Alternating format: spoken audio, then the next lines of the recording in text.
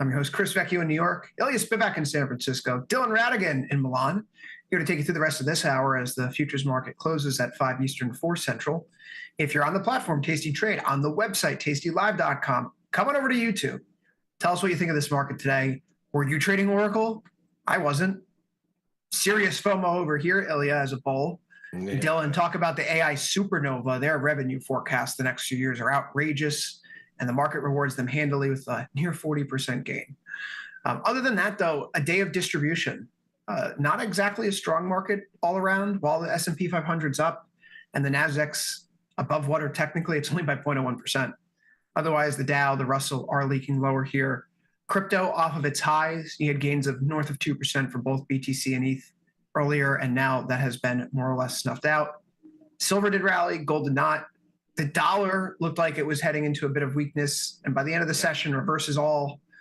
The Aussie does run a little bit, but we have an ECB rate decision tomorrow. And of course, there's just a lot of crazy news going around at the moment. So, Dylan, Ilya had his time on last call to tell us why we're all idiots. This guy. Oracle here. I wouldn't have gone as far as Tom and Tony would have gone because I find myself whenever I deride the Bears like that, I ultimately wear it on my face or in my wallet. But Oracle got as good as it can get. You know, best performance since 1992. Is this just further evidence of your supernovas? First of all, obviously, yes. Second of all, what part of the word supernova do you not understand? Do you think that the supernova is some sort of modest and humble phrase to represent a marginally interesting adjacent market phenomenon? Or do you think it's a sort of phenomenon that can cause multi-decade, multi-gajillion-dollar technology companies to behave like pink sheet stocks with gap opens that moves in the hundreds of billions of dollars in a single day? I mean, despite the pleasure that I take sometimes in giving Ilya a hard time, I think he actually brings up a really consequential point, and I almost wonder if we're going to see a lot more of it now, which is that, okay, like we obviously a few years ago, we saw the NVIDIA madness. Sure. Obviously, we saw the Oracle behavior today and the gap yesterday after the close. But it is, I think Ilya asks a very important question, which is how is it that we can have so much economic velocity into the equity value of the companies that are directly exposed to the so-called supernova, at least as some people call it, and have it basically have little or no ripple effect beyond itself? And is that in and of itself a red flag that really what AI represents is the largest wealth consolidation in history into a world that has really little or no benefit to anybody else? Is it sort of the ultimate indictment of late stage capitalism where capitalism, which is supposed to increase if the three of us create something of value, it's supposed to increase our relative wealth in a commensurate way to the amount of value we create for others. So if we create a cure for cancer and we cure cancer, that has a big value for a lot of other people. And so as a result, because we cured cancer, we accrue a certain amount of additional value for ourselves. And then you're like, oh, why are Dylan and Ilya and Chris so rich? Like, oh, they cured cancer. Oh, well, that's nice. They helped 7 billion people. And other people received value from the capital that we use to cure cancer. That would be sort of the idealistic version of capitalism. The current expression of it is almost like, how much money can I extract from the system for my own personal enrichment, either to the detriment of everyone else, or at least with no benefit to anyone else. And that, to me, I forget the moral or the social aspects, which are substantial and troubling. I just wonder if the stock market is actually reflecting the social and moral aspect of that and showing that, okay, this is really good for Oracle, or this is really good for Google, or this is really good for Meta, or, pick any of your favorite sort of supernova names, but it has no value for anybody else. And if anything, it's a liability. And you could make the case that if this was truly valuable beyond those who own the rights to its immediate deployment, that the market should be behaving in a way that is more broadly participatory, and you're not seeing that. Well, and one might say that it's not that the problem you're describing is the mismatch between what the supernova is eventually and what the supernova is now. And this sort of comes back to this whole conversation of what is it that we're watching? Are we watching the broadening tide that lifts all boats, or are we watching the sort of build out phase getting ready for the tide that lifts all boats? And for now, the people making all the money are the people making the preparations, which is why it's not a broader story. And so maybe it's a time thing where it's, well, the supernova will be the supernova eventually. But what this is for now is the, as we've been calling it, the picks and shovels phase. This is the .com bubbles telecom build out before then the 10, 20 year sort of growth of the internet that uses those pipes and broadens everything out later. And is this then sort of the most kind of straightforward argument for saying, well, okay, MIT is telling us companies aren't making money on AI, but someone obviously is, like Oracle, like Meta. Are they making money on building what will be later?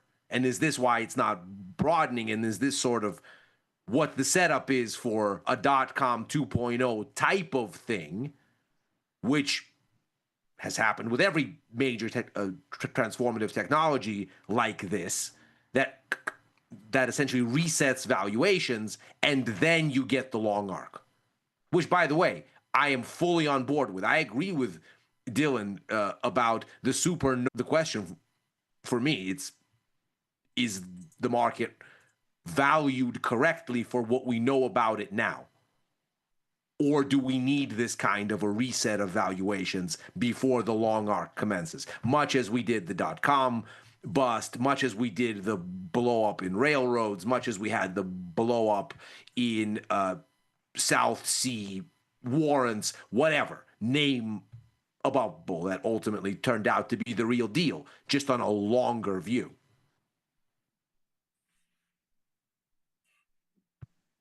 I mean, the question is whether or not today's price action actually matters. Yes. In the grand scheme of things, obviously not. No single day matters at all. But this is a market that reacted somewhat favorably to PPI. Very coming in favorably, soft. and exactly the way you would expect. Stocks up, bonds up, rates down, dollar down. Gold was a little circumspect, but that one was the odd one out. And the Everything biggest else fell exactly in line. The biggest contribution to PPI, Dylan, producer prices, was portfolio management fees, which are directly tethered to the level of the indexes, right? When the market goes down, the amount of fees that you're paying goes down, relatively speaking, because it's based on assets under management. So higher index level, higher portfolio management fees, to think of it simply. So the reason why... And the biggest downdraft was the trade services component. So wholesalers' margins, again. I guess the question is, are we going to be looking at a hot CPI report tomorrow? Maybe. Right now, the Cleveland Fed's pointing in for one, but does it matter at all? We are. Let's just obviously there's inflation. The tariffs, I mean, just walk outside, okay? Go to the grocery store. Let's assume that the CPI at the very least will not be modest. Does it really matter when you know you're going to get rate cuts anyway? I would argue that it does, because the rate cuts aren't the object of speculation. Oh yeah, tomorrow, 34.98 points priced in through the end of the day tomorrow. And yes, this is less than what we saw the day before the Fed meeting, the day before non-farm payrolls. Yeah. Which I'm saying, you know, you're going to get rate cuts. So even if it is a hot number, who cares? Well, this is the whole thing. I think if you get this now, after this PPI number becomes an interesting conversation. Because if you get a hot CPI number, it'll be why did you get it? And did it come from the good side more again? One of the interesting things in this PPI data is, yeah, okay, the PPI data overall surprised on the downside. Why? Because wholesalers' margins got squeezed. Meanwhile, the goods side of the ledger went up for the fourth consecutive month. It slowed, but it went up again. So this data might be telling us, interestingly, that the tariff inflation thing is happening faster than wholesalers are able to pass it on to consumers. And that's why margins are getting squeezed. Because we watched them pass it on in July. It's not like they have any qualms anymore. So that's not a good thing for American business. It's not a good thing for earnings. It's not a good thing for any of that. So we'll see, I suppose, where the CPI uptick is going to come from, if it's a meaningful uptick. And if it's happening on the goods side, then you maybe extrapolate out and say, okay, the Fed is not going to endorse the market's dovishness for next year when they update the forecasts next week. I think those forecasts are the real news. The rate cut is a given, unless it's something weird like a 50 basis point cut or some such thing. But if they don't update the forecasts, if they say, no, we're going to stay at only a quarter point cut for next year, I think the markets hate that. VIX is pinned at 15.35, so it's not exactly the sweetest of sweet spots. Below 15, low volume, high technical drift. Don't do anything other than be long the market. So it does reverse a bit today going into CPI tomorrow. That said, this is still nothing territory, Ilya, right? Yeah. There's no material difference between a 14.99 and a 15.535 VIX. No. So Dylan, I think the observation there, if we know the rate cuts are coming, and going back to the S&P 500 options chain, the Fed has told us, big picture, 2018, 2019, their literature suggests that the effects of Trump's first trade war were transitory. Is that the right word to use? But inflation goes up on a path, it adjusts higher, then it continues along the previously scheduled programming. How many months have we been saying that here on the show, guys? And so to that point, if that's what the Fed thinks is happening, and there's clear evidence of weaker labor markets, then inflation is going to be a small bump because aggregate demand is coming in. And PPI today in deflation territory kind of gives people a reason to think, yeah, if it's hot, who cares? If it's hot, who cares? Because we're still getting cuts. Dylan, I saw some posturing today, though. Folks like Rick Ryder over at BlackRock and David Zervos with Jefferies were saying that after today's PPI data, the Fed needs to go 75 basis points. Oh, for the love of God. Is that just people trying to get a job? That's just trying to get headlines. That's nothing more than old school media manipulation. That's nothing more. That's like me saying on the handoff, I'm not that. It's just a standard issue provocation. Seems like it. 75 is not being priced in at all. There's any sort of, it should be treated as what it is, which is just a way to grab attention.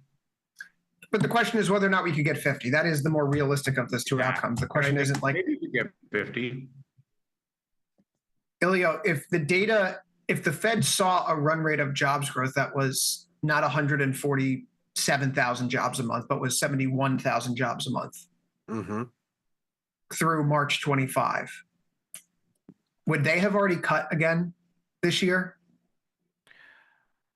I think you get the sense that probably the answer is yes, but and by the way, let's just be very clear. The markets have been telling the Fed they should have been cutting already. This is why you get from May onward, which it's really like the symmetry in these markets is amazing. Take a look at the continuous contract for ES. And let's just go back to the beginning of the year. Let's just do a little narrative making here. So if you back up and you say, okay, here's the top in February, go ahead and put a horizontal line underneath the range that got broken down at the beginning of the year. There it is. Now, when you recover from the Liberation Day kerfuffle, right? You're somewhere sort of going into June in the second half of May. So you've erased all of the breakout. That's the point at which you reset Fed policy expectations from 50 basis points, where they were in that range at the beginning of the year, back to 50 basis points. It has since held about there, give or take 5-10 basis points in a direction, and hasn't gone anywhere. In other words, the markets went, oh, that was a spook. Okay, reset. Since then, what has been responsible for the remainder of the move higher from late May into these record highs where we've been hovering for about a month now? It's been a build out in 2026 rate cut expectations that have gone from essentially next to nothing in the sort of vicinity of, let's call it 25 basis points. In May, the outlook for next year was just about hovering in the vicinity of, let's call it 35, 40 mid-May. So one cut with a chance of two. Where are we now? 75 basis points, at least. And so the object of speculation has been next year for a while now. And this build out has been the markets screaming at the Fed, you should be cutting already. You're worried about the wrong thing. So it's not like the Fed hasn't known this is where the markets have already been going. But the Fed has to operate on the data that it has, I suppose. It has to somehow justify on the basis of BLS data and BEA data, whether it's CPI or PCE or the jobs report, as they present themselves. But the markets have known this. This is not shocking. And so the big question for me is, if the huge rise in stocks from about mid-May onward really is just about there being an expansive rate cut cycle that's been increasingly priced in for next year, what happens if the Fed doesn't endorse it? Oh, and that's a lot of thinking for me for one day. And Do they need to? we know what thinking does. Does the Fed need to endorse what the market's saying, or does it need to give the market a hint that it's going to be Just a hint. ameliorate their concerns? Just a hint. Just a hint. So how low is this bar then, right? 50 basis points for next year. So Markets got to go up. Markets got to go up a cut. They got to go up a cut. You go up 2 cuts, you go up 3 cuts. All of a sudden, the market says, "Oh gosh, the Fed is late." Now you freak everybody out. They freak everyone you go out. up a cut. No one wants that. But Yeah, you go up a cut. You go from 25 basis points to 50. Markets are going to think, they're moving in the right direction. They're just slow and annoying. They'll make it 75 basis points in December, whatever. Fine. They need to see motion, though. could we talk about how bonds look like they're bottoming? I know tariffs and yada, yada, yada, but chart's a chart, Ilya. I mean, I love it. This position is working great at this point. No matter how you slice it, ZNBZB. Dylan, if rates go down meaningfully and we don't see a dip into recession, which the Atlanta Fed GDP Now update for today tax us on at 3.1% for the third quarter. You know, a month from now, Ilya, you and I will be having the conversation. Hey, is this GDP tracker the ballpark? Right now, we still look for just the directional impulse, but it's holding up at high levels. So if this conversation's going on October 10th, it means that we're probably looking at 3% GDP for the third quarter. Yeah. So the Fed gives us 25 or 50 basis points of cuts, and we still get that 3% GDP. What wins out? The concern And Dylan, you first. What wins out, the concern over forthcoming recession, or is this going to be a market where we're still innocent until proven guilty, until the boogeyman comes and scares everyone? This market, I believe this market and maybe this will mark the top. So call your friends, call your neighbors, call even the people you don't like. I believe this market is invincible.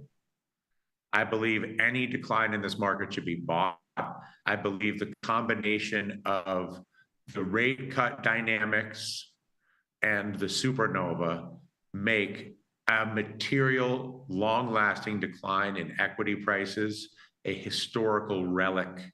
I also believe that the robots, which are now fueled by a never-ending series of buy orders from mindless, stupid money that just comes in every day through the 401k and retirement system, creates an automatic bid in this market. And the combination between the financialization of the retail environment to institutionally create a never-ending flow of buyers, combined with a central bank that will intervene to the point of trillions in money printing in the event of any legitimate catastrophe, combined with the supernova, render consequential declines in equity values a thing of the past.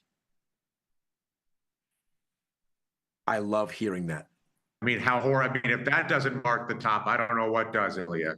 Like I said, I love hearing that. Even I want to get short after that. I love it. Any sort but you of, know what I'm saying is also easily at the surface is very easily viewed as true. Yes. And I think it's very easy to have hindsight bias in this sense, because it's not like the market is up for reasons that don't make sense. It's up for reasons that do make sense. And so it's very easy to logically look at this and go, well, none of the reasons have changed. So why wouldn't we just keep going? And that's the same question that I ask myself when I look at this and go, well, we haven't really gone anywhere in a month, but all the news is good. And all of it continues to feed those things that have gotten us this far.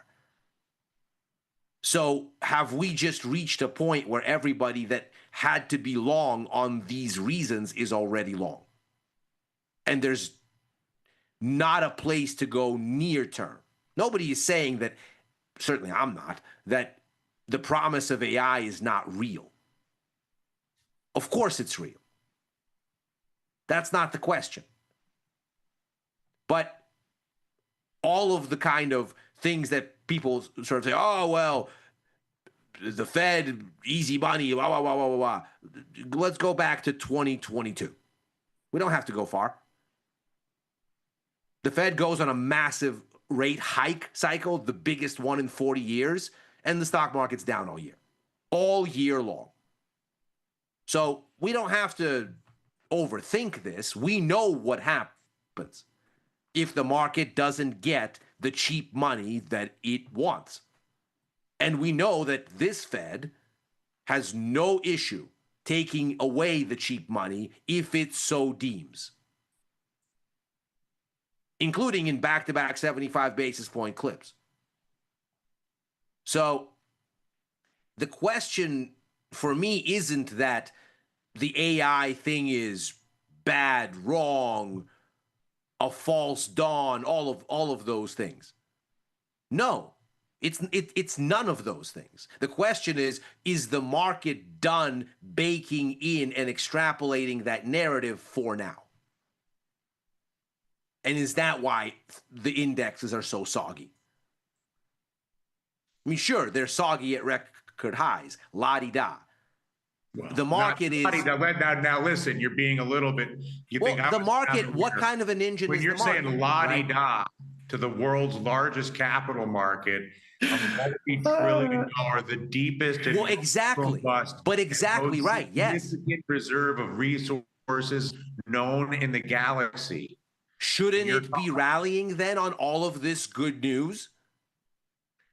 I mean, it also has the tariffs. It does have It does have, in the face of a slowing economy, in the face of a nutbag president with tariffs and all the rest of it, I would say hasn't held it back since April. well, but we don't know how good it could have been were it not for the nutbaggery, do we? We can't live in a second. The nutbaggery is a strong headwind. There is no question. So, I mean, we don't know what it might have been if there weren't so much nutbaggery.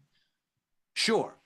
I think we learned, though, that, let's call it from April onward, the market has significantly discounted nutbaggery as a threat. But we still don't know how much more robust the economy would be if it was benefiting from the velocity of lower cost of goods. Of course, because no way to know. The cost of all operations was raised by 15% or more by no way to know that. The nuts in the bag of the Of course. For me, it's simpler. It's obviously from April lows up until, let's call it, mid-August, we rallied up a storm. And since about mid-August, the velocity of the move higher has basically gone to nothing. And so the question for me is very simple. The price action liked it all and now seems to be much more circumspect. But the news hasn't generated anything that you might point a finger at and say, well, this is why they're circumspect.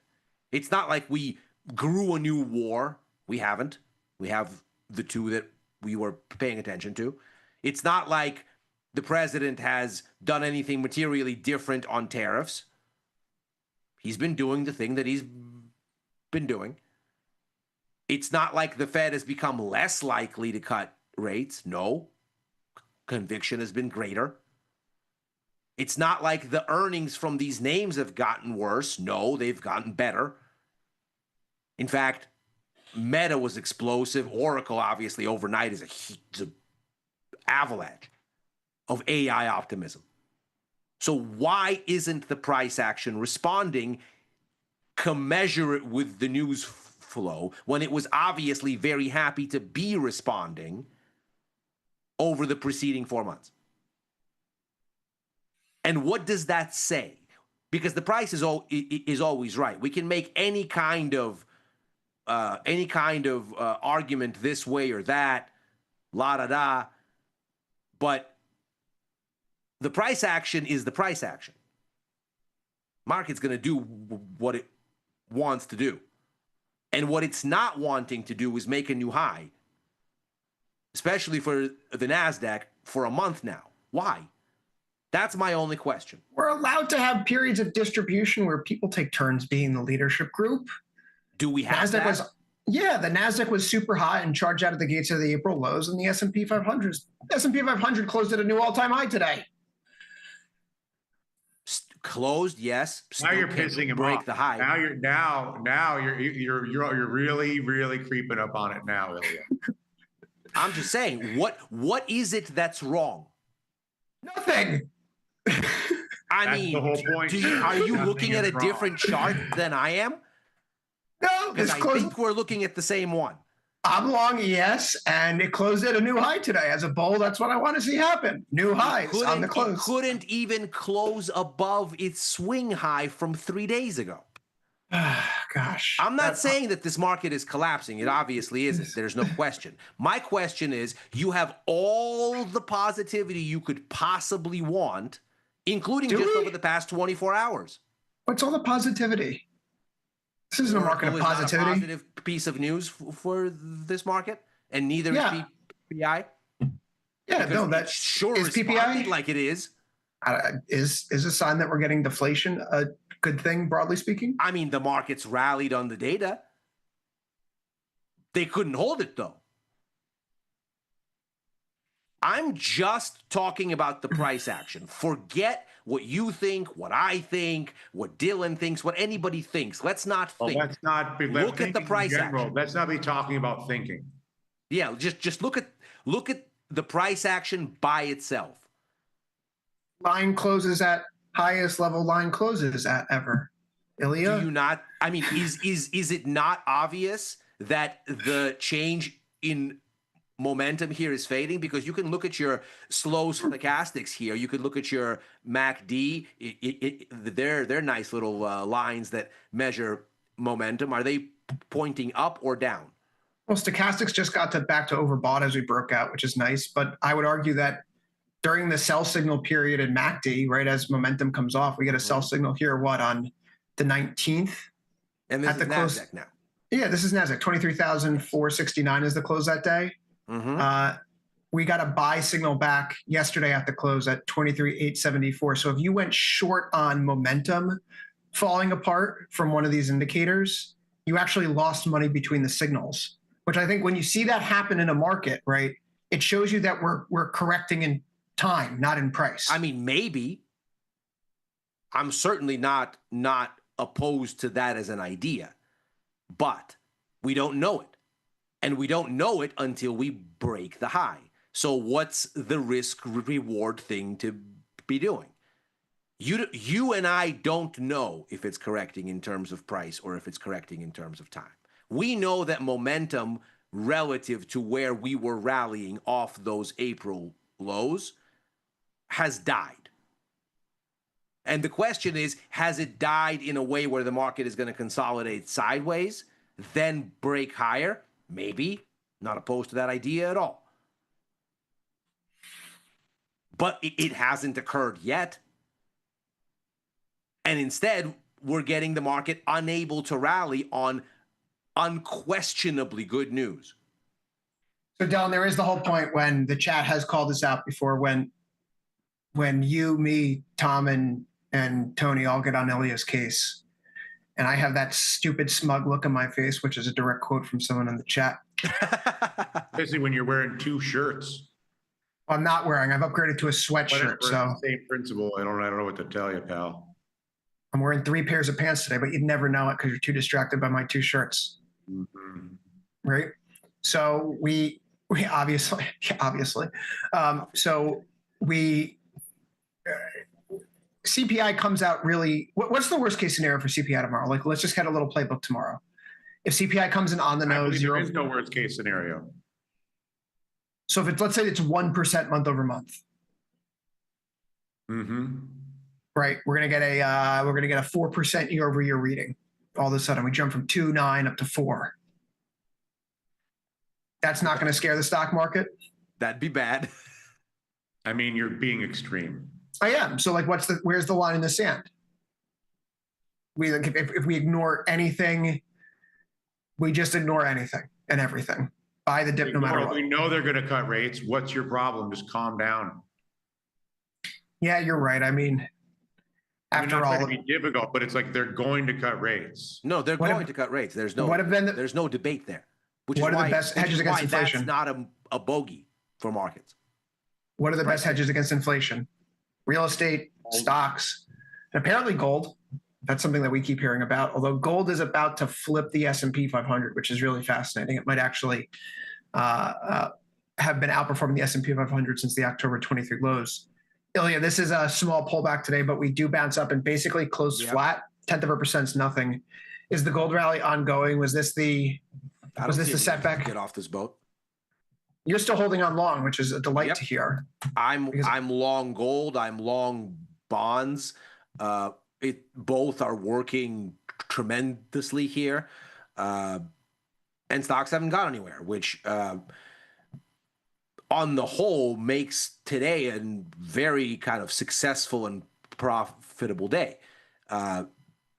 Because if your position in stocks has been the risk reward is better to be short at the highs than it is on the other side, the market hasn't punished you for that view because it hasn't gone anywhere. And in the meantime, if sort of the flip side of that was being long dollars, which are still, despite some recent setbacks, attempting to bottom from the lows in July and haven't revisited or even thought to revisit those lows, except for the Aussie, admittedly, today, where they failed.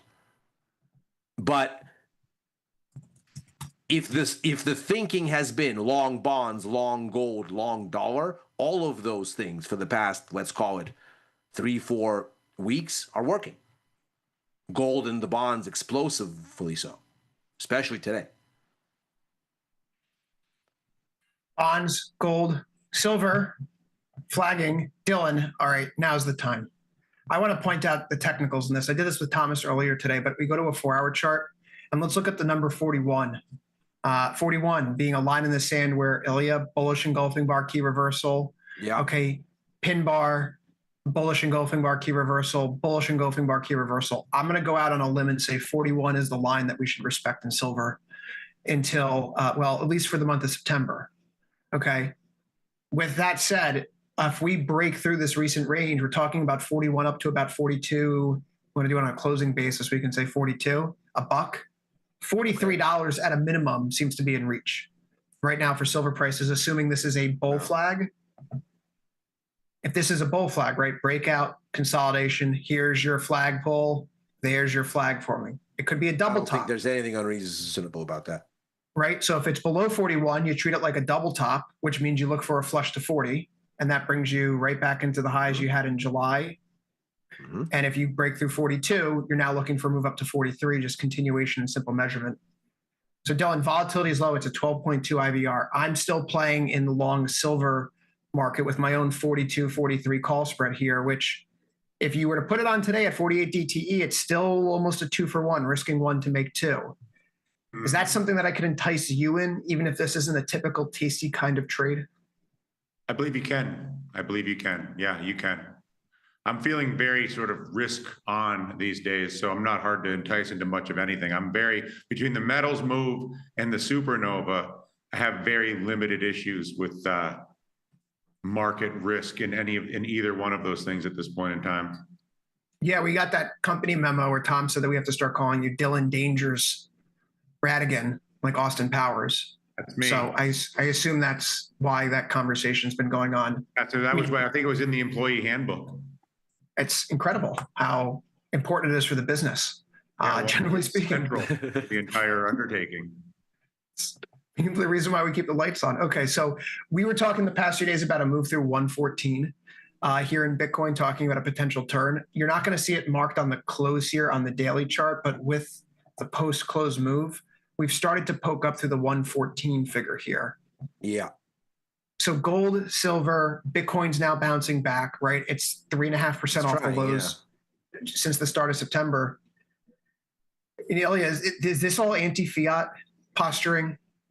Is this all, I know the dollar is not losing its place, but incrementally, is this more evidence that maybe the anti-dollar trade is getting back on if metals and crypto are finding their footing again?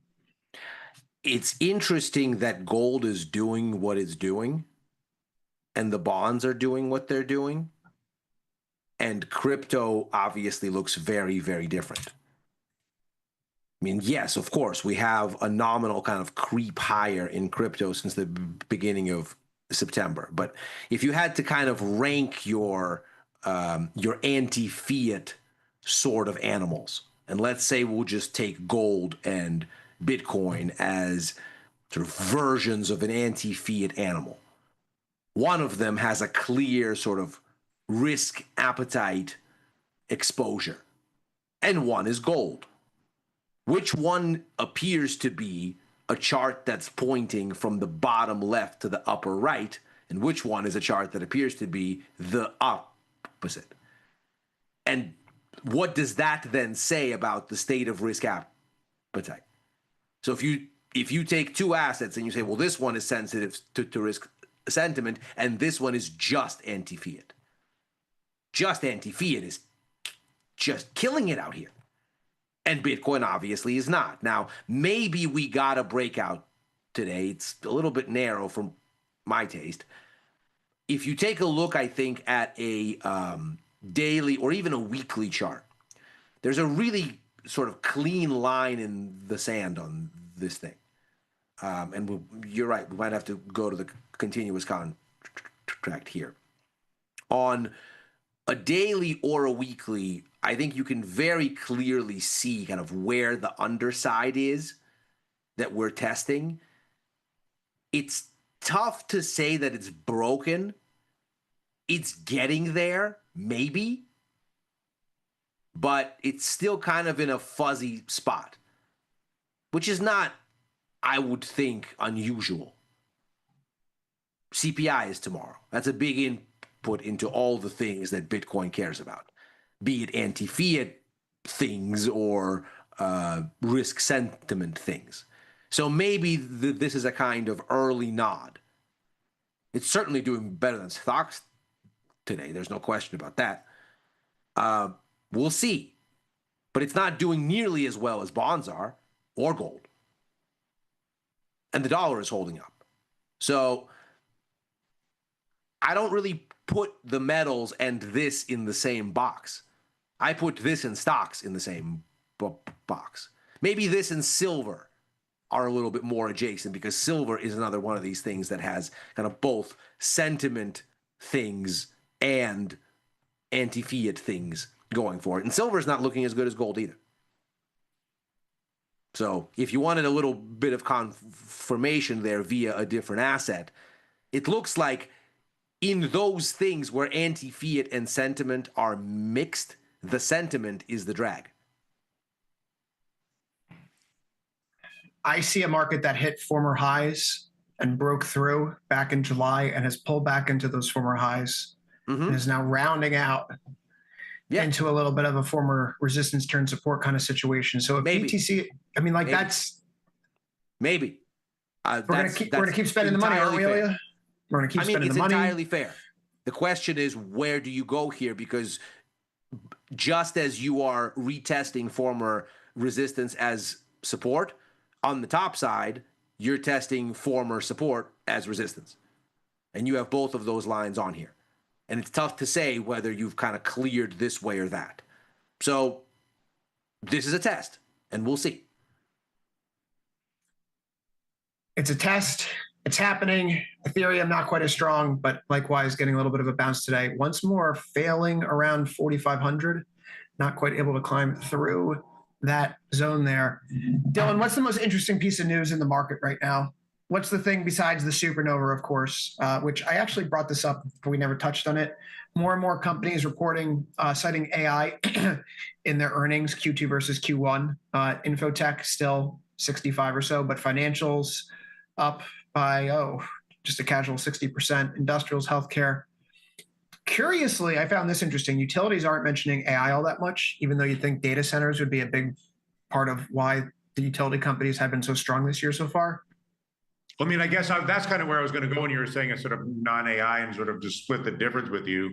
But what is your opinion? I would say this, I'll put this question to both of you, for that matter, to the chat, of the sort of power generation, energy consumption, the sort of electricity slice of this entire thing. I forget, there's some names that I'm not going to remember right now, but there's a couple of popular publicly traded names that are really directly related to this storytelling, which is they're not a cryptocurrency. Obviously, they're not a Mag 7. They're like a power generation company, or they're like a power, storage company, or a power transmission company, or that's. I'm just interested in whether you sort of get. Yeah, I was just pulling up my list here. Yeah, so you have companies like Vistra, which is one of the top. This is one of the top performers in the market last year. Dominion Energy was another one of these companies. This is Devon. I want Dominion. Dominion Energy has been another one of these stocks that's had a pretty good 2025. We start the year near 54, up to 59. You could go over to Constellation Energy, CEG, CHEG. This is up to 320, and we start the year closer to 220. There's a few more here that were on the list. NEE, Nextera Energy, not quite as strong. Exelon, which has been my thing since the start of the year, so not quite near the highs, but certainly better than the $37 or so where we began 2025. And then Talon. These are all the big AI utility names right now, which interestingly enough, again, if you're thinking about like long equity exposure for companies that may not have anything to do with AI, I bring up this FactSet chart because energy and materials companies, they're not part of the bubble right now. Like the companies that are riding the AI wave are infotech, financial, healthcare, consumer discretionary. Everything else is still feeling it out. figuring out their footing in the space. So you talk about what companies are over levered to the narrative right now, Ilya. If I wanted to short AI, it'd be Infotech. If I wanted to get long stocks and avoid any AI headaches, materials, energy, I question utilities, why it's so low on this list. Rather, but thinking about number or percent of S&P 500 earnings calls citing an AI, Infotech, 98%.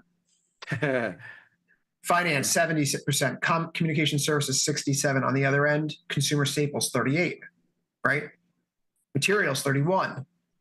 Jamal has this whole thing that when the staples discretionary ratio gets to a certain threshold, you typically see a reversal in terms of valuations. And if they're thinking about defensive positioning here, instead of shorting out the index outright, let's look for some potential exposure. Could be like short puts in some of the more defensive names, which took a beating today, quite frankly. But if the market does go down, you'd figure those would be the ones going down a little bit less and have a little bit more stability. That's not my game, though, Ilya. My game is just simply staying long because I'm not thinking. I'm not allowed to think. Dylan reminds me every day, no thinking allowed. Thinking is banned. So at the show ends, I just sit here and stare blankly until the show begins the next day. But yeah, right. I hear you.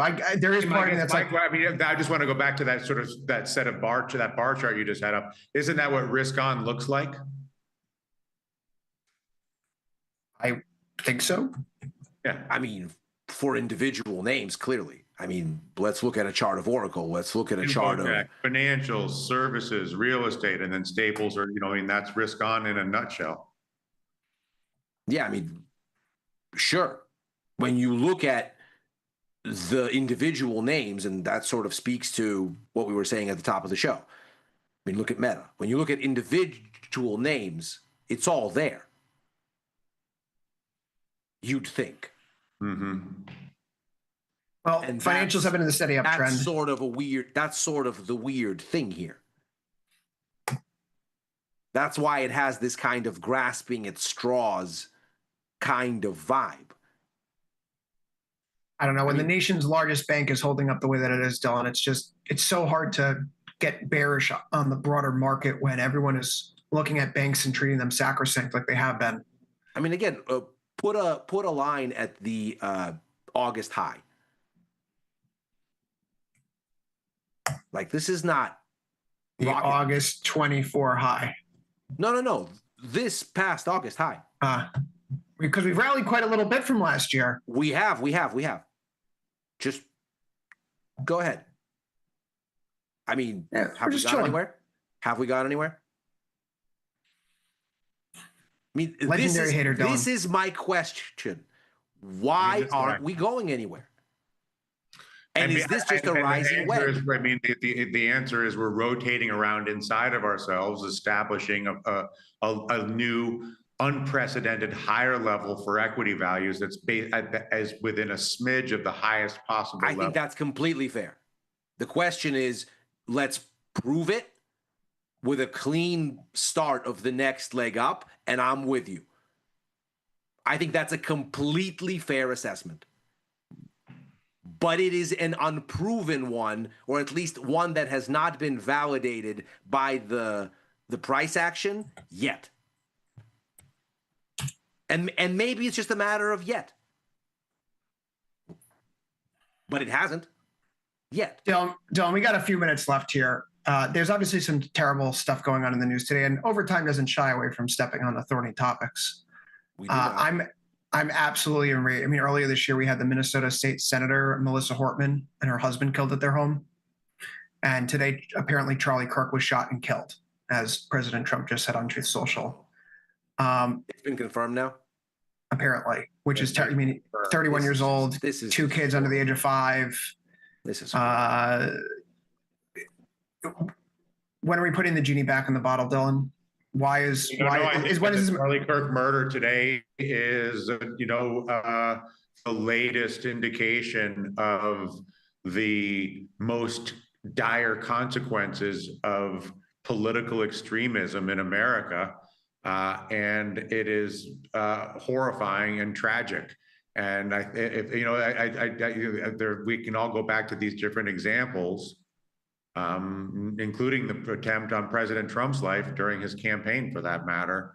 Gabby Giffords, to go back to the more distant past. I mean, this is a call for all leadership in the United States, whether you are a politician or whether you are a church leader or academic leader or a corporate leader, to not just advocate for moderation in temperament, but to model it in public. People do not behave as they are told, they behave as they see leadership behave. And so it is a call for all leadership in all layers of our society, from the churches to the schools, to the companies, to the government, to model a more patient, tolerant, and moderate point of view, because injecting this type of intolerant and extreme political energy, which comes from both sides, creates, on sad days like today, the worst possible outcome, which is murder. And that is a virus that must, I want to make some grand declaration. That is a virus we have the power to influence in the way that we behave ourselves, in the way that we interact with others, and in the way we behave with each other in public, starting with the president and working its way down through the entire society. So I really hope that the Charlie Kirk murder is a wake-up call for collective moderation from the left and the right. Collective is right. Because the same people that would come out here and say, well, this is the direct consequence of the ratcheting up of combative rhetoric from, let's say, the White House side of things. This is the same ratcheting up that you have in celebrating people like Luigi Mangione. There is just no excuse for any kind of celebrating of this kind of thing on any side ever. It's a sad day for America that our political culture and our intolerance has reached such a level that murder is now part of the equation. To Ilya's point, whether it's from Luigi or for Mr. Kirk, and I think all of us, our heart goes out to his family. Absolutely.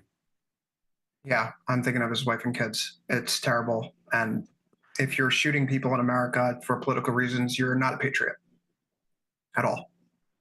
So overtime's out of time for today. We'll be back tomorrow. Same time, same place, 4 p.m. Eastern, 3 Central. For Ilya Spivak in San Francisco, Dylan Radigan in Milan, I've been Chris Vecchio in New York. Good luck trading.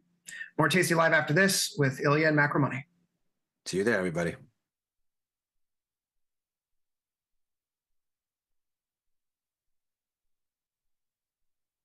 At Tasty Live, we live and breathe the markets. But when the live show's over, are we out of breath? If you want to inhale the latest breaking market news, we've got you covered. The Tasty Live research team and on-air personalities post refreshing content updated daily, covering earnings, economic reports, trade ideas, and much more. If you want a breath of fresh air and not stale takes, visit the News and Insights tab at tastylive.com.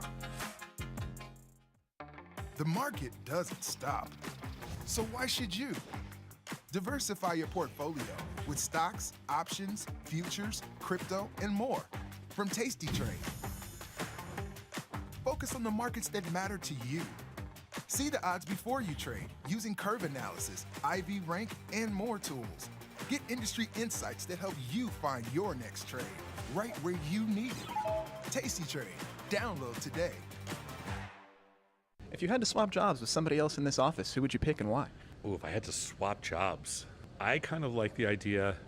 I might go for Tori's job because I really want to be the one responsible for ordering lunch. I would love that responsibility. Maybe somebody on the other side, on the brokerage side. I'd probably swap jobs. I'd probably swap jobs with Clink. Clink has a lot of cool looking tools that he looks at day to day, a lot of that risk management stuff. It's kind of interesting to me. I'd probably be honest. Oh, I got to go Scott. I mean, he's only here a couple months, goes back to, Arizona, plays some golf, Tokyo. I mean, that's a great gig. How do I get that one? Oh, I think Ryan Sullivan's got a great job, man behind the camera. He does a lot of cool stuff all around the office, from videography to written content, so he's the man. Ryan, would you want Glenn's job? Absolutely. The future of trading is here. Join Mike and his whiteboard, plus the Tasty 2 live crew for 90 minutes of probabilities, punchy portfolio mechanics, and trade tactics. It's totally free and unreasonably fun. Come early to enjoy a drink with the crew and stay for a Q&A after the show. Space is limited, so register today at tastylive.com/events.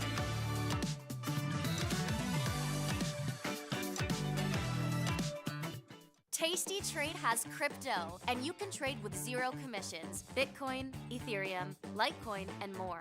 Diversify in one place. Crypto, we got it, we get it. I think I went down the typical path of investing in stocks, and I was really frustrated in the sense that it was a buy and hope type strategy. And so I was looking at, different ways to learn about options. And I saw Mike and his whiteboard, and it all made sense. There's another world out there with options. It gives flexibility. It's more capital efficient. And tastylive does it. Again, they teach it in a way that is fun. It's easy to understand, and you're learning from people that have done it for 40 years. Ready to take your trading skills to the next level? Dive into the world of stocks, options, and futures with Tasty Trade courses. Whether you're a beginner or more advanced trader, our courses can empower you with the knowledge to succeed. Watch as our team in Chicago shows you how to use the Tasty Trade platform and go over the basics of trading. Perhaps you'll learn about a new strategy or a potential product for your portfolio. To find our courses, go to the Manage section of our web platform or head to courses.tastytrade.com. Start taking control of your financial future. Visit our courses today. Calling all traders. Are you using tastylive mechanics and enjoying awesome results? Are you an up-and-coming options savant? We're looking for you. For over a decade, tastylive has shared the most inspiring stories of traders teaching themselves a new skill, using probabilities, and experiencing new levels of success. If you think your trading journey should be shared with Tasty Nation, we'd love to hear from you. We are always on the lookout for the next class of rising stars. Email us at risingstars@tastylive.com if you would like the chance to share your trading journey and inspire others. Look who's back testing. Tasty Trade now has options back testing for free. Test your trades with over 10 years of data for the most popular symbols. See how your trades would have performed in the past. Look back at profit and loss and take the guess out of guesswork. Oh, did we mention that it's free? Get back testing at Tasty Trade. Class is in session. Dr. Jim Schultz is bringing the heat to Options Crash Course Live. This 90-minute show features Dr. Jim in his professional prime. All of the gimmies, none of the gotchas. Come early and grab a drink with Dr. Jim before class and stay for Q&A. The event is free, but space is limited. Register today at tastylive.com/events. It's not a lecture, it's a lifestyle.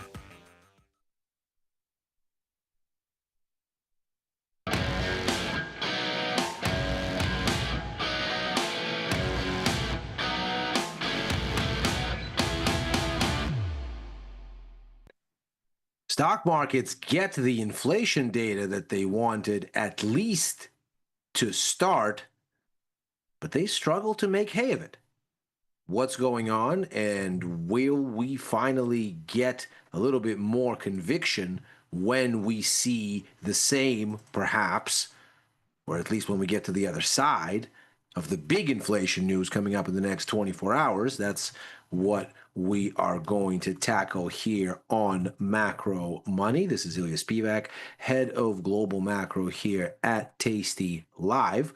And not surprisingly, we are going to concern ourselves with the story that is emerging here in the next 24 hours, the U.S. CPI report. We got the wholesale version of inflation, the PPI report today. So we'll start with breaking that down and seeing what the markets got out of it, if anything, and where things might be going next. As the CPI report, the bigger of the two and the more influential one for Fed policy expectations, what that is likely to do, or if in fact this is even still relevant. So let's begin with a look at where the markets landed today. And as ever, I took these snapshots through the settlement period at the end of the day for futures markets. So if there's a little bit of fuzz in these numbers subsequently, that explains why, but this should be fairly representative. And the thing that you're seeing here, that the thing that certainly jumps out at me as I look at this, is just how shallow these bars are for the news that we ended up with. The S&P is up not even 0.3% of a percent, a little bit over a quarter. NASDAQ is flat. Yields continue to come in, especially at the long end, down 0.9% for the 10-year. Basically standstill at the 2-year level, although we're down a bit, 0.28%. Crude oil up 1.76%, but again, that same range that we've been looking at here still broadly holding. Crude oil still hasn't gone anywhere outside of it.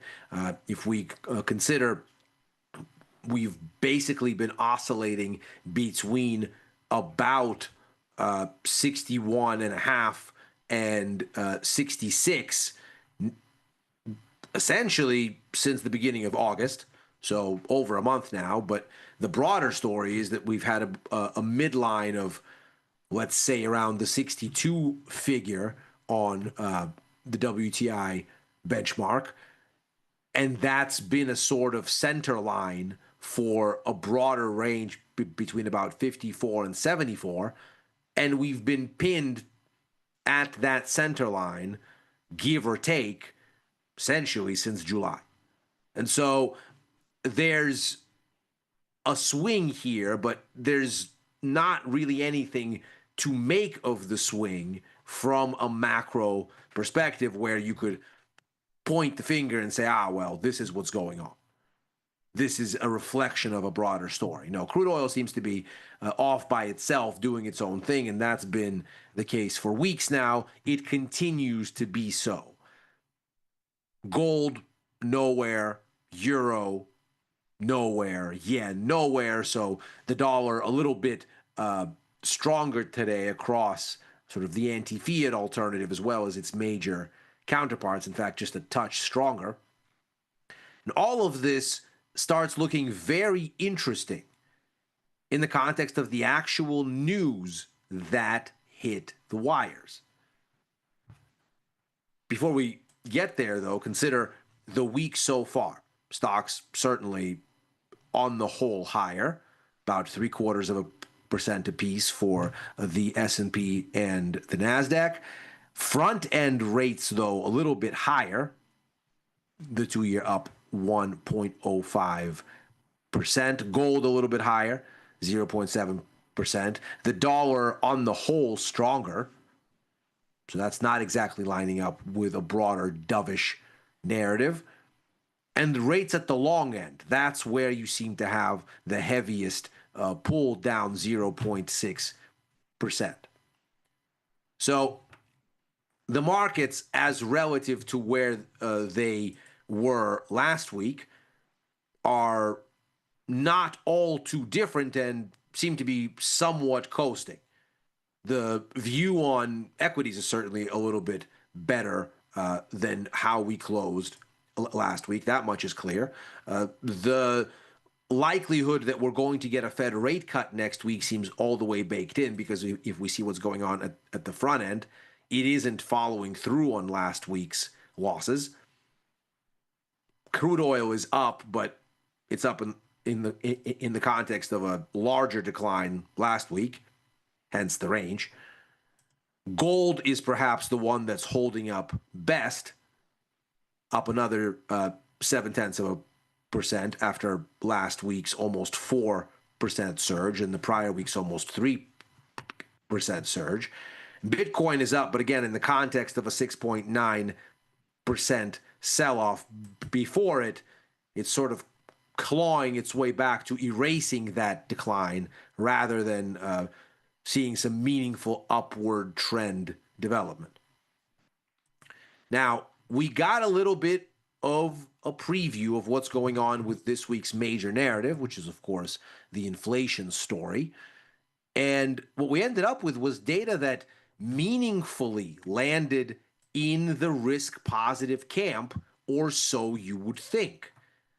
Unexpected decline here in both headline and core PPI for the month of August. And the numbers really quite impressive. We end up seeing that even the prior month, the July surge here, this right here, that was a 0.9% rise at the headline was revised down to 0.7. The year-on-year rates down, and the prior numbers revised lower. The headline was 3.3. It got revised down to 3.1. The expectation this time was we'd get 3.3 again. We ended up with 2.6. So on the whole, all of this gave us weaker wholesale inflation than anybody bargained for. Where the weakness comes from is also incredibly interesting. If we take a look here at the final demand services component, services but for trade services, which measure wholesalers' margins, actually rose in price. But as we can see here, we have a significant decline in that margins component. So overall services actually posted a decline, but everything but this subset of it actually rose. Now, what is this saying? Well, it suggests that, once again, either wholesalers are choosing to shoulder input costs from tariffs and insulate consumers, or perhaps the rise in those tariff costs is occurring faster than you have the ability to pass them on, because clearly margins get squeezed significantly here. This is, in fact, the biggest hit to margins for wholesalers since July of 2024. We can see the same thing at the front of the supply chain. This is intermediate demand for trade services. So earlier in the supply chain than final demand. That's right before you get to retail. And here you get a negative reading as well. We should point out that the goods side of the ledger has had a fourth consecutive monthly increase. So where the tariffs actually hit on the goods side of the ledger for the product itself, that continues to go up. The thing that's getting squeezed here, the reason that PPI is down, is because margins are getting eviscerated. And most importantly, they're getting eviscerated at the end of the wholesale supply chain. That is to say, either wholesalers aren't able to raise prices fast enough relative to what's happening to their input costs, or they are so worried about the weakness of demand that they don't want to pass the costs on, which is certainly a very interesting set of circumstances, either way you slice it. Now, the initial reaction to this data was what you might expect. Stocks popped higher, bonds popped higher, yields declined, the dollar declined. But as we can see, by the end of the day, these moves were erased, if not completely, in the case of the S&P 500. They certainly were erased completely in the case of the NASDAQ. And that's, by the way, despite an absolutely mind-blowing surge in Oracle, which you'd think would benefit the tech-heavy index. But NASDAQ ends up going nowhere. Dollar ends up higher on the day. Gold ends up erasing all of its gains. All of the strength seems to be lingering in bonds, but more so at the long end, the part that's less sensitive to immediate policy expectations. Not the part that's the most sensitive to what the Fed's going to do next week. There, yields are actually somewhat resilient in relative terms. And so this sort of head scratcher makes for an interesting kind of readout before we get into the big news, which is that CPI report. So let's consider, why is the front end so sticky and why could none of this really go anywhere? Well, here's the probabilities for what's going to happen at next week's monetary policy meeting. You can see from yesterday into today, not a whole lot going on here. Things relatively stable around that 90% likelihood mark for one cut. Notice this was the likelihood that rates would be at standstill. This right here is a month ago. And this is a week ago. That's a month ago. That's a week ago. And you can see a month ago and a week ago, there was still likelihood that maybe rates would stay unchanged. That likelihood is not on the menu a day ago, and certainly not currently. So if you look at what's going on here now, the only thing that's really happened as a consequence of what the market saw from this PPI data and sort of the range of numbers that came out was the likelihood of a rate cut at 25 basis points went from 93% down to 92%. And the reason it did that was because the likelihood of a 50 basis point cut went from 7 to 8. So the likelihood that there's a smaller cut went down by about 1% because the likelihood that there would be a bigger one went up by about a percent. And that's it. So there really wasn't much impetus to price in really anything into the front end of the curve, but the back end of the curve, that's an interesting story because that's the only place where there was conviction. Which brings us back to this story here. The idea that the markets and the Fed have been basically in line since we recovered from April's lows. That essentially, we've been sitting in and around the Fed's 50 basis point give or take forecast since mid-May. And that with these likelihoods for change at the 25 basis point increment hovering in the 90s, there's really not a thing to speculate on. The markets know that this is going to happen. And if it doesn't happen, then all hell might break loose because everybody is so thoroughly discounting it. So one might be forgiven for saying, well, the rate move next week is kind of a given. It's a foregone conclusion. It shouldn't be anything that should inspire a price response this way or that you get data in favor of that outcome, as the PPI data was. The larger issue, and this is why this sort of differentiation between weakening demand, which is not what we saw in the PPI data, versus squeezing margins, which obviously we did, why that distinction matters.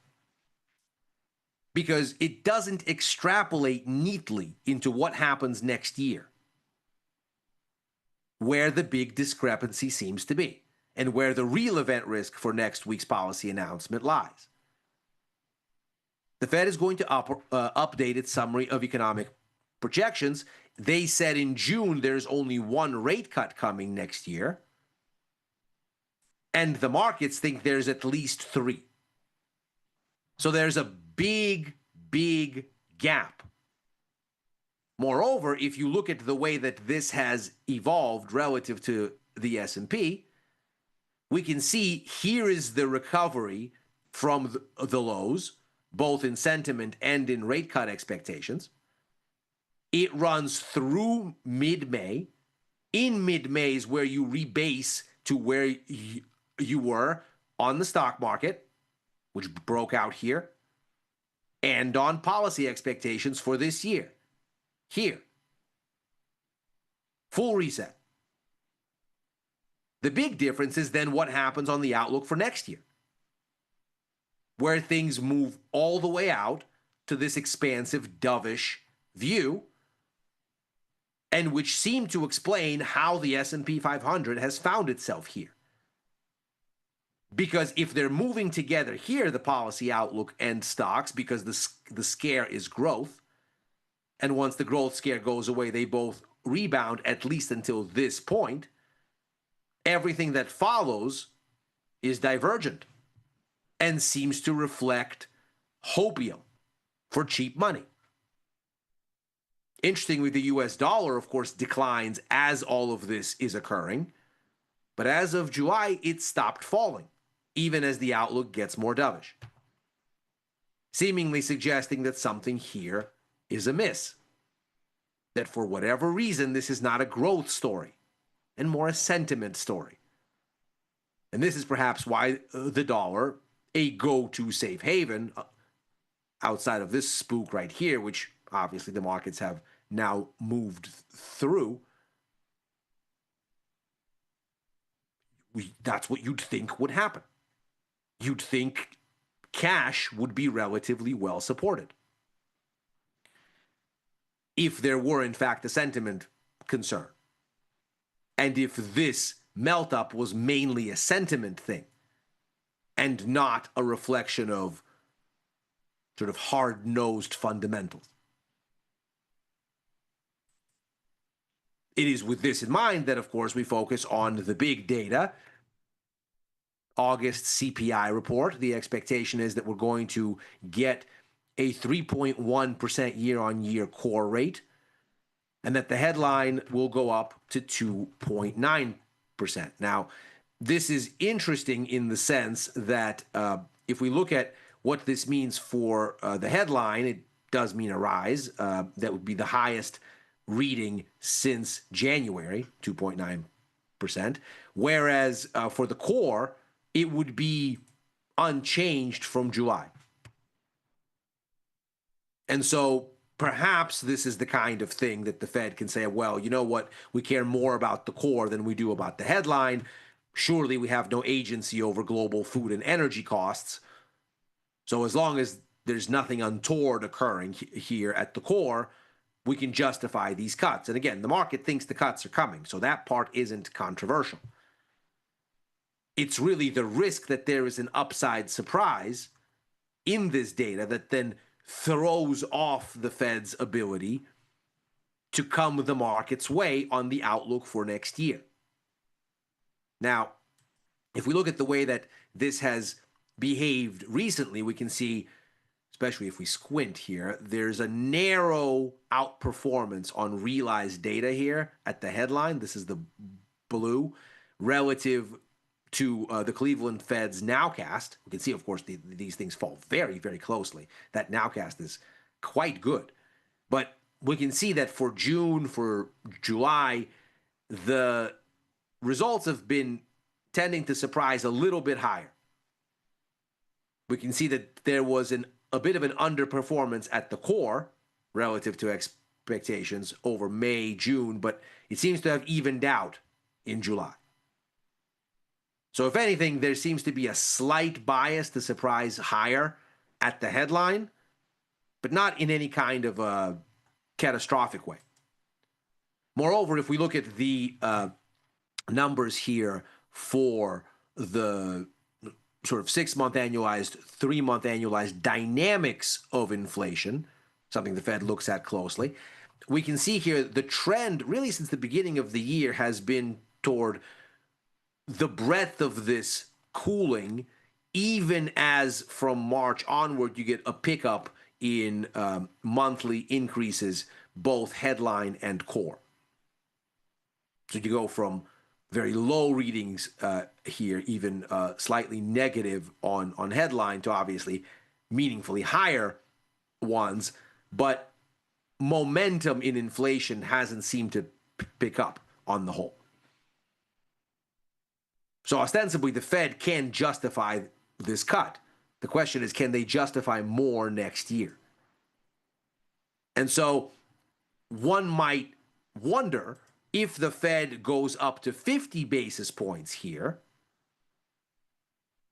and is instead looking not at 3.6, but perhaps again back to 3.4, well then at least the markets have had some movement in their direction without there being a scare. But if that doesn't happen, and if the CPI data suggests it won't happen, well then this starts to look like perhaps a revaluation is going to get forced. Now, positioning wise, nothing has changed for me. Obviously, the bonds have worked well, being long that, and so I'm still sitting in these TLT verticals, these call verticals, as and until. They're still working so far. Same thing for these short put vertical exposures in gold. I'm still long the dollar, which certainly didn't go quite as planned with the PPI data today, but the fact that it's not selling off harder and that it still seems to be bottoming appears to be an interesting thing, despite a setback today. In fact, the euro kind of pointedly, as did the yen, erased its earlier gains. So either the market doesn't have conviction in this and it's going to go the wrong way on me tomorrow with CPI and then I'll have to get out, or the dollar is trying to hint at bottoming regardless of all of this, and then perhaps this is a trade that's going to work better. I'm still up on it on net, but certainly less so than a few weeks ago. And I'm still looking at a risk-off outcome here on the sentiment-based assets, looking at still put verticals in the NASDAQ, as well as in S&P, and a little bit in Bitcoin, looking for the markets to get ultimately disappointed in what they see from CPI tomorrow, or at least taking the risk-reward view that that's the more interesting bet, no matter what happens. And that is Macro Money for today. As ever, we are here Monday through Thursday, right after Overtime, a show I co-host with Dylan Radigan and Chris Vecchio, looking at the Wall Street close and what may happen thereafter. I'm writing for the News and Insights portion of tastylive.com, commenting at Ilya Spivak on former Twitter and on Blue Sky. If you're watching this on YouTube, like and subscribe. Macro Money is back tomorrow. Happy trading.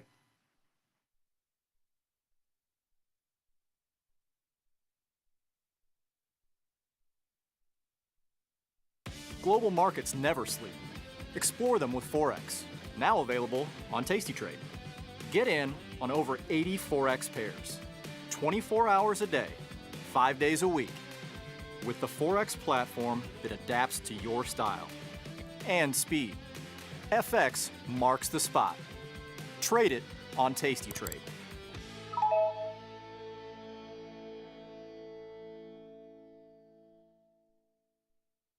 Forbes called us best online for options trading. With stockbrokers.com, we're #1 for options and futures trading. So what else can we say other than boom?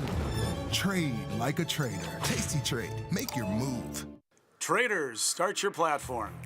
Tom Sosnoff and Tony Batista are hitting the road for their first ever live trading event, At Work by 11. It's unprecedented, unpredictable, and unlike any other financial event. Watch these masters make real trades in real time. Doors open at 8, the action starts at 9, and we'll have you back at work by 11. Sign up today at tastylive.com/events. Tasty Trade is now on TradingView. Trade stocks and futures directly on TradingView charts with Tasty Trade's low commissions. Try it out and leave us a review. People are always asking, where can they find my podcast? There it is, son. Look at that. Option Trades Today. You can listen here. And everybody's waiting for my podcast tomorrow. Option Trades Today, every Tuesday and Thursday around noon. If you want to learn, sir, every Tuesdays and Thursday, Option Trades Today. You can find me on YouTube or wherever you find your podcast. Option Trades Today. Are you listening to me? Option Trades Today comes out every day around noon, every Tuesday and Thursday. You too can stick with the bat.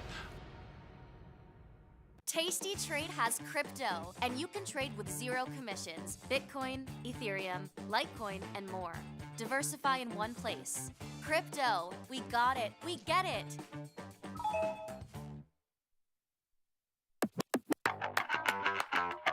All right, so the X date on a stock, what does that mean?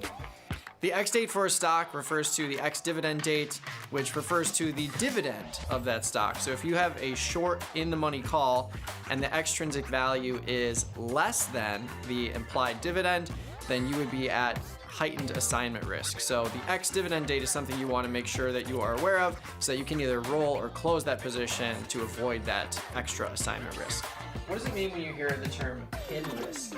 So pin risk refers to options that are usually on a round number and the risk of a pin at the end of the day or the end of the expiration for that underlying. So this typically is applied to SPX or very liquid underlyings that have monthly or weekly expirations where the stock price or the ETF price or the index price is right at an even number where a lot of volume and open interest is.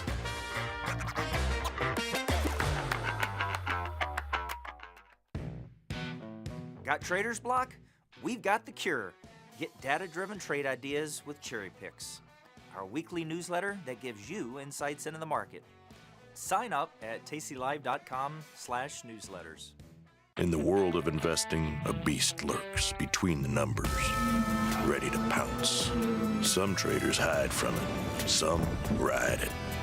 If that's you, join us on Tasty Trade. Genius loves company. Trade size varies between traders. In a larger sized account, a trader might trade 10 contracts per transaction. In a smaller sized account, a trader might only trade 1 contract per transaction.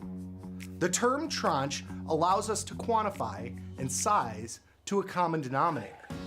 1 tranche would represent normal trading quantity. 2 tranches would represent 2 times the normal quantity, signifying a larger trade size. Of course, trade sizing is immensely important. We recommend a tranche being far less than your max exposure.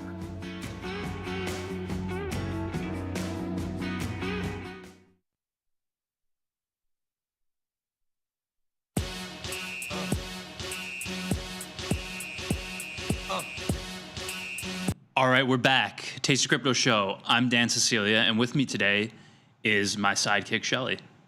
Hello, Dan. How we doing? I'm doing well. How are you? Good. I'm good. Yeah. So what's going on today? It's Wednesday. Yep. We got Donna Ski in the chat. Big Deal Donuts. What's up? Who else is here? Say what's up in the chat. We're also streaming live on X, so shout out to anybody over there. I'm trying to get all the chats in order so we can keep an eye on everybody. I'm over-caffeinated, as you are aware. I'm repping Tasty Trade today. Me too. Yeah. Kinda. Yeah, get in the company spirit here. Crunchy. Repping the brand. That's right. So let's get into the show. We put together a quick research on research analysis. Because shoulda, woulda, coulda Yeah. is I have a question for you in the chat. What is a shoulda that like haunts your thoughts? Should have bought Bitcoin, a lot more Bitcoin in 2017. Yeah. when I first started working. Because you were there, right? Like Yeah. you could have. Yeah. You just didn't. I didn't put enough in. Yeah. You know, but I think it's interesting, and that kind of brings us to our analysis here and what we got for the show, because you actually didn't need that much to put in at first. So if we go to the next slide, we're going to discuss DCA. Because, you know, I think a lot of people try and time the market in crypto, or they don't, some normies, if you're not deep in crypto, you don't pay attention enough, and you're like, oh, it's 120K, it's all-time highs, I need to buy in, and then next thing you know, you bought the top. Or, you know, you're not consistent. So DCA. So what is DCA So for what anybody is it? not in finance? Yeah, so do you want to read it, or? I can't see it, so I mean, I know what it is, but if you want to read it. All right, so DCA, dollar cost averaging. It's an investment strategy where an individual buys a fixed dollar amount of an asset at regular intervals, regardless of its price. And I think that's the key, is regular intervals, fixed amount, regardless of its price, right? So this reduces the impact of volatility and kind of your emotions getting the best of you, which, as we know, It's an accumulation play. Yeah. Like, I just want more of this thing at a relatively good price. Right. Like, I'm not trying to buy the bottom. I'm just trying to get a position right over time. And almost like not pay attention to it and just stay consistent, right? Because you're not worried about the price. You're not worried about volatility. You're not worried about the day-to-day or even week-to-week swings. You're just saying, I want to hold this asset long-term and I want to accumulate a position. Completely takes out, it's automated, completely takes out your emotions, and, you know, allows you to build a long-term position in this. So, you know, this was an interesting conversation. I mean, you were talking off the side of the desk. We were like, what if we did just invest $10 since 2017, you know, when I first kind of really got involved in Bitcoin, which was 2017. How much Bitcoin did you hold at one time, like in the early days? Nothing. Like, really? Yeah, like really, I was like one of those people that was like interested in it, but couldn't pull the trigger to a large enough extent. I mean, I didn't have a lot of money then. I was just coming out of college, so it's not like I had, you know, tens of thousands of dollars, but I think I put a couple grand in. Yeah. You know, but I not enough. So, and there wasn't a lot of tools like this back then. It was barely even accessible on regular platforms. So my biggest shoulda, woulda, coulda is I had like probably half a Bitcoin at some point, but I spent it. Really? Well, yeah, because I got into ordinals and I was literally using it as a currency, and then was like, I should have just held that. Yeah. So, oops. Yeah, I bought into the whole like collectibles on Bitcoin thing, and then somebody said to me once, they were like, yeah, but don't you just value the Bitcoin more? And I was like, you're right. It wasn't good point. Yeah, like, what if I had just held Bitcoin instead of buying these like stupid pictures? NFTs didn't feel the same way though. I felt like in ETH, it was like, yeah. So different. It was a different feeling, you know, a different kind of thing. But anyway, you know, it kind of made me wonder, what if we just do kind of a quick dirty analysis on what if you DCA'd $5 a month into Bitcoin since 2017? So I think that's a really reasonable amount. You know, maybe we're cherry picking a little bit the time frame, but I thought 2017, that's when I first really got, you know, deeply involved and, you know, understood Bitcoin. So it was like, what if I did put $5 in a month? So if you did do that, you would have had total investment of $525, 105 months times $5. You would have owned 0.0603 Bitcoin at an average cost per BTC of 8,713. So if you had just set up a recurring purchase, DCA in $5, didn't even think about it, that's, you know, basically $500. If you just were like, I'm going to consistently buy $5 over 5 years or whatever, 9 years, you're basically investing $500. You'd own 0.06, and your average cost basis is $8,713, which is the original idea of this, is where it's kind of like lowering your cost basis or smoothing out your cost basis, rather. Like you don't need to time the market, essentially. Because you're buying the highs, you're buying the lows, you're buying the mids, you're buying everything. You're buying everything. And it doesn't matter. And I think, I just want to pause before we kind of get into the returns and value of this, but I do think that's a big mistake I see newer crypto investors make, is they have, maybe they do have $500 that they can ape in at one time, but they do that at all-time highs, right? Like, I think it depends on the asset too. If your strategy is to trade volatility, then okay, that's a different play. But like if you're just trying to accumulate something that you're bullish on long term, yeah. Well, I mean, I just think like if you want to dip your toe in and you find it a compelling asset, you're not willing to go and do DeFi stuff, or you don't trust like ETH or any of these other tokens, and you're just like, all right, Bitcoin makes sense to me, but I still am, I'm a little wary. Don't try and time the market. Don't try and just throw a bag in, and you'll end up kind of crashing out, I think, because possibly. Because I think what I see, the mistakes I see is just from my friends or people that aren't deep in the space like me and you, is they always come to me when it's all-time highs. It's never when it's pulled back 40%, or everyone thinks it's dying, which is when you're supposed to invest, because it's oversold. Yeah, buy the dip. It's always when it's all close to all-time highs when they start paying attention, right? So to avoid that, I think this is a pretty easy way. Great option, yeah.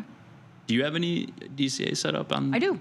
Okay. I have a couple set up through Tasty Trade. Okay. Bitcoin and ETH. All right. So before we get to the returns, let's if we could go over to the platform, we should show how to set this up, right? Yeah. But do you want to? Oh, you're gonna. Oh. I want to show the returns after this. He's in the returns. Yeah. Got it. Hello to the people on X. We've got Pensive, Chepe. I'm saying that wrong. And Jay Horizon is with us. So what up, friends? What up? If you are, if you are in the chat, are here with us, just shout us out. Some TC token holders there, I think. But yeah, so we added this recurring purchases feature to the platform very recently. To find it, you can just bring up Bitcoin. It's on the left-hand tab. It's below watch list. So it's this invest tab below watch list. So to get to the crypto recurring purchases, left-hand tab here, invest. We'll only have it set up for crypto right now. Eventually we'll have other assets, but right now it's just crypto, which we love. But if you do want to do $5 a month Bitcoin, really easy to set up. Right over here on the right-hand tab. Or more. It's not limited to $5. Yeah, but let's make that clear. The study, I think, is $5, so I can show how to set that up. You can do it monthly, right? So here's the frequency: weekly, bi-weekly, monthly. Choose monthly. You can pick your start date. I got tomorrow, September 11th. You can start at any time really, but it'll start it from the date you select your account, and then you can fund it from your buying power, or you can actually just do an ACH in and buy it from your bank account. So you don't even need, to hold it, the balance. Yeah, to hold a balance. But so pretty easy to set up. You can see the chart here.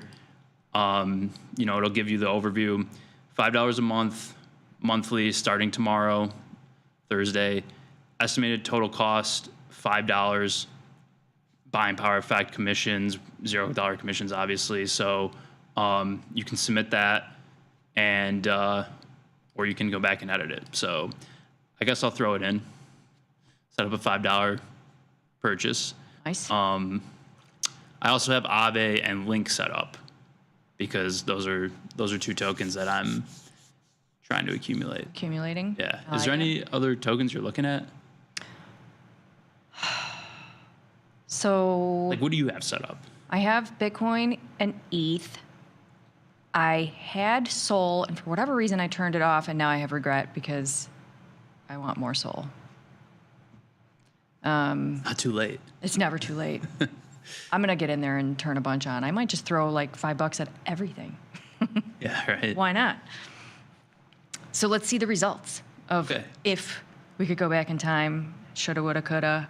Okay. In 2017. All right, so let's pop back over to the slides here. And let's get to the returns. So, what do the returns look like if you DCA'd $5 a month since January 1st, 2017? Mm-hmm. And real quick, I want to see what was the price then? Let me see if I can quickly pull it up. Just go over to Trading View. I just want to see what the price was when you started. What up, Fred Arm? Good to see my Metaverse homies in the chat. Are they here? Mm-hmm. Nice. All right. Let's see, January. Okay, here we go. January 2017, Bitcoin was at $6,000.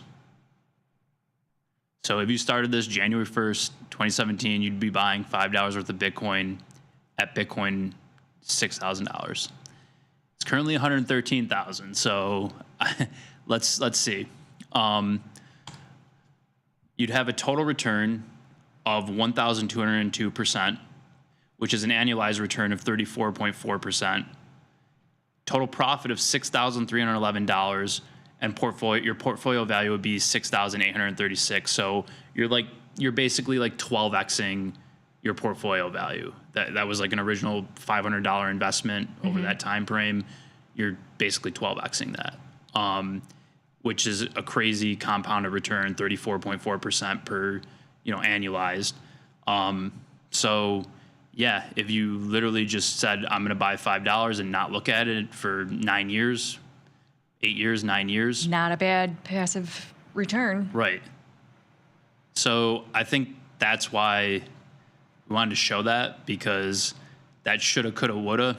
If I could have just said, I don't need to think, I'm okay. Hey, if Bitcoin went to zero in that time and I lost $500, I'm okay. Not the end of the world. Yeah, it hurts, for me at least, it hurts, but yeah. So I do think that it's a pretty compelling argument for DCAing, right? Yeah, absolutely. And I think for a lot of the assets, especially since we're starting with crypto, it just makes sense to start filling your bags if you have long-term bullish, or if you don't have the time to stare at charts and you're like, I want to get in on crypto, but I don't want to pay it that close of attention. It's like, okay, this is a great option. Yeah. I shout out the product team for launching this. This took a lot of work. We've seen some great success with it too. So a ton of people are doing this. And I mean, I am as well, weekly buying some of these tokens, because I don't always want to look at the charts, and even though we are, but like, I think this is like my hedge, right? I don't need to be emotional about this. I just need to stay consistent, So, yeah, I think it was just an interesting conversation that turned into like, hey, let me ask AI what this would look like. So, pretty compelling results here. So, yeah. So what are you trying to set up for recurring buys? Because I think Chainlink is one that's slept on. Yeah. That's the one I'm trying to just accumulate, because I'm like, I don't even want to look at this. I just want to buy it and see where it goes. Yep. Okay. Yeah. I'll do it too. You can do Chainlink? Yeah. What else we got? Oh, you already set one up. Yeah. And then let's take a peek. Can we take a peek at the TC token and just a little bit about, for anybody here that is not familiar with the TC token, it's a token Dan and I launched on our show Beans. If you're not paying attention to Beans, we are live every Friday on the Tasty Crypto YouTube channels and X channels. So if you're not subscribed to the Tasty Crypto YouTube, please hop over there, subscribe. Also, get on our newsletter, pinned to the chat over here on YouTube. People are trading this thing. Look at that chart. Yeah, this chart's kind of crazy. Let's do 5 days here. So we launched this, August 27th, I think, 2 weeks ago. Yeah. Pretty. We don't even know the birth date? Well, you can look. I think it was like the 22nd. Okay. It was the 22nd, because I remember 2/2 was like, ooh. So we hit an $85,000 market cap today. It's been a little bit there's been some volatility, some big sellers, some big buyers. It's currently sitting at $70,000 market cap. 240 holders, $22,000 in liquidity, which isn't too bad, given, the way we launched this. Yeah. I just got it verified in a couple other platforms, so that should bring some more attention to the token. Community's helping out a ton too. Shout out to everyone here who's a Tasty Crypto holder, token holder, and has been tweeting at us and helping us kind of get things going with this. Yeah, just talk. Yeah. The content is fantastic. And if you're on X, go to the Tasty Crypto channel account. Yeah. Wow. And hop in that community, because that's where we'll be posting a lot of updates. There are a lot of internal conversations going on now. So I think that's all we can probably really say. Right. But we'll be live on Beans, checking the LPs, and sorry, go ahead. I mean, we have more plans for it that are outside of just looking at price. Like this token isn't, we're not trying to just look at charts or pump whatever, like trade it. This token is supposed to be used, within our ecosystem and help people learn DeFi, I think, and get involved, right? So if you're a little skeptical about on-chain crypto, doing things with a wallet, and you want some TC token, just hit us up. You can email us, you can DM us. I'll send you some if you set up a Solana wallet, and you can kind of, I guess, have a part of the brand. We support the Tasty fam. Yeah. So just wanted to take a look at that. I think it's interesting to watch some of the trading activity on it. There's some pretty big holders in here. People are catching wind of it. We've had some tweets, some tweet threads about kind of what Tasty is and how it's related to tastylive and some of the stuff we do. So it's just fun to watch that kind of grow organically. And the holder count's been going up. So we were at 200 last week. We got an extra 40, or we grew by 40 this week. It's been fun. It's been interesting. We have some more stuff we're doing with it. Definitely jump in the Discord too, because we've got some more like just fun community activities. Yeah. I'm gonna turn Dan into a cherry GIF. Before we leave today, we forgot to do that earlier, but we need good daylight because I want your eyes to really shine in natural sun. So it'll be. You're gonna make me look like a cherry. Oh yeah. Yeah. Okay. For the gift game. Yeah. Fair. Yep. So hey, maybe this is time to do a recurring investment in a Tasty Crypto token. Can you set that up on Jupiter? Yeah, you can, recurring right here. Nice. So, well, who knows? Maybe $5. Hey. Maybe it's worth it. $5 a month, Tasty Crypto token. Coulda, shoulda, woulda. Yeah. Right. So, I like looking at it. Try not to look at it every day because we got a lot of work to do with it. But again, if you want to participate and have some type of, I guess skin in the game, so to speak, buy a little bit, or reach out to us, send us your Solana wallet. I'll send you some. So again, not an investment, it has no value to anything. It's just a content token we launched, and it's a fun experiment. That's all. Yeah, absolutely. So got a few minutes left. What, anything in the chat or anything else you want to? Pensive Chepe says, regret is another issue us traders suffer from. Yes. Yep. Yes. Awesome DCA tool.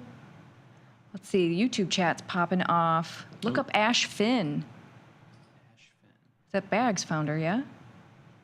I've been messaging him in DMs. He's a busy man, so. Very busy man. So for anybody who's wondering, Bags app is how we launched this token. It's a Solana coin generator. Probably not the right word. Yeah. But we are in DMs with Finn and hope to get him on the show just to have a very fun chat about what's planned, what what's going on that platform, because things are changing quickly. Even every time I open the app, I'm like, oh, this is new. Yeah. Yeah. I'm just trying to go through the chat here and just see. Hello, Jacob. Jacob's here. Jacob is here? Yep. What's up, Jacob? So yeah, Friday show, we'll do another burn, token buyback, we'll claim the fees. So lots of activities. Yeah, if you really want to know a little bit more or get involved with the TC token, we're doing that on our Tasty Crypto channel Fridays. We'll show you how to LP in DeFi. We'll show you how to buy the token in DeFi. Sure. Anything you guys want to, do that's crypto native on chain, we're doing that on the Tasty Crypto channel. So definitely vibe with us on Friday. I like that show a lot. I like doing that. It's a ton of fun. That's our... Oh, that's funny. Different Ash Finn. I don't know that what is his first name? I'm now commingling two founders' names. There's Finn. Ash Finn, who is that? But I was thinking Ash Connell from HyperFi, and I just melded the two. I have the my video bad. coin on Tasty Live events. Not sure that's the same. No, big deal. Donuts, that's a little bit different.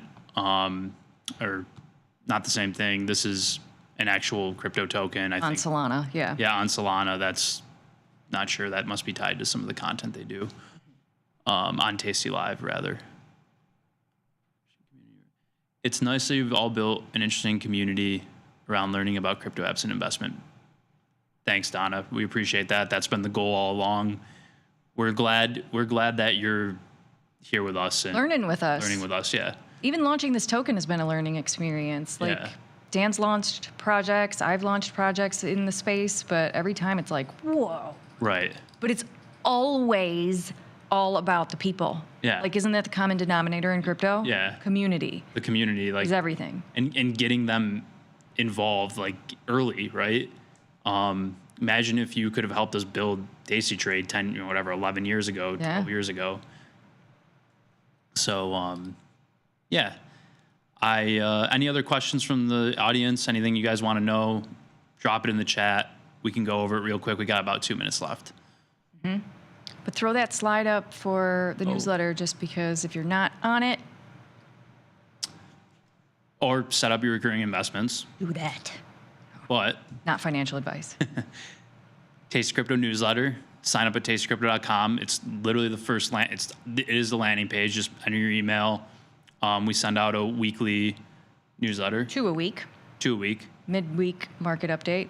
Although Dan's like, I forgot about that. It's Wednesday. Ryan is out because he had a baby boy. So it's just Dan and I. Lawrence is also out. So just Dan and I for a couple of weeks. So things are running on a little bit of a skeleton crew. Yeah. But yeah, typically They left- 2 emails a week. they left me and Shelly in charge, and they shouldn't have done that. No, I'm just kidding. But yeah, we'll send an email out. It's our analysis. We send it out normally 2 a week. We'll send one out on Saturday. Sign up. We do some deep dives there. I'm going to start adding more DeFi plays because I think people want that, I think, or at least I find it interesting. So if you guys want some more serious crypto plays other than kind of just buying stuff, we go into some deep analysis there. And yeah, so any final thoughts from you? Just come on over on Friday.